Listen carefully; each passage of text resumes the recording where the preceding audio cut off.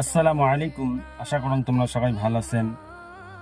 মুই যে এই অসহায় মানুষের ভিডিওগুলো মোর চ্যানেলত আপলোড দেন, বহুত আশা করি মানুষগুলো ডাকায় ভিডিও বানাং, ছাড়াও হয়, ভিউজ আসে মোটামুটি 4,000, 5,000, 6,000, 7,000, শেয়ারও হয় মোটামুটি 40-50টা।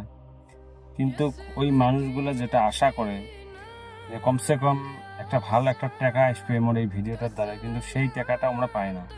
কত টাকা পায়? 1,000, 2,000, 2,500, 3,000।